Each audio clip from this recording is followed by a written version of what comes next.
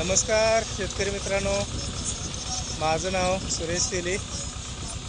मी यासाठी शेतकरी आहे आणि इथं सुहास सोलनकर यांच्या शेतामध्ये आलो आहे मी.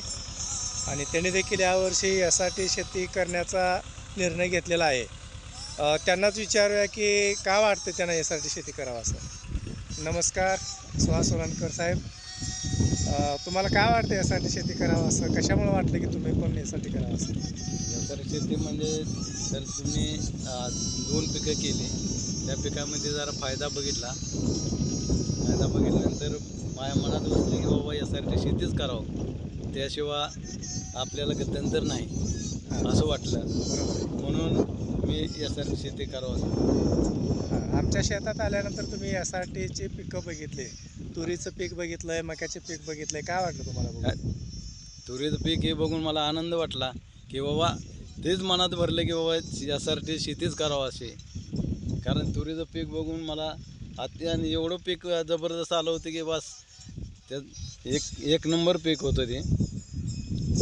आता तुम्हाला वाटतंय का तुम्ही पण आता यासाठी बेड पाडत आहे हां आणि त्यावरती आता यासाठी शेती करायचं तुम्ही पण निर्णय घेतलेला आहे हां आणि तुम्हाला पण यासाठी पद्धतीनं उत्पादन घेऊन चांगलं पीक येईल असं वाटतंय तुम्हाला? हां यासाठी पद्धत एक नंबर आहे.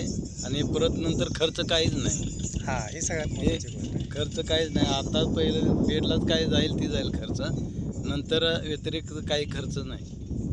हां, बरोबर आहे. सुरुवातीला खर्च येतो, नांगरणे, बेड पाडणे, रोटर याचा खर्च आहे. पण नंतर इथून पुढे 20-25 वर्ष तुम्हाला कुठल्याही प्रकारचं खर्च खर्च नाही. नाही. शेतामध्ये ट्रॅक्टर आणायचं नाही, नांगरणी करायला नाही, पाळी घालायचं नाही, हां खुरपणी नाही, हो की नाही? काहीच असं नाही. कुठल्याही प्रकारचं खर्च आपल्याला भविष्यामध्ये होणार होणार नाही.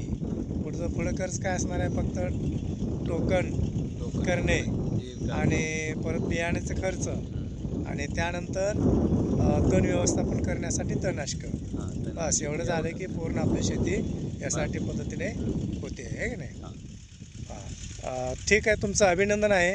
तुम्ही यासाठी शेती करण्याचा निर्णय घेतला त्याबद्दल. आम्ही काय यासाठी शेतकरी बांधव आहे किंवा यासाठीचं जी काही टीम आहे, यासाठीच्या टीमच्या वतीनं आम्ही तुमचं खूप खूप अभिनंदन करतो आहे आणि तुमचं स्वागत देखील आम्ही खूप खूप करतो आहे. थँक्यू. Thank you so much.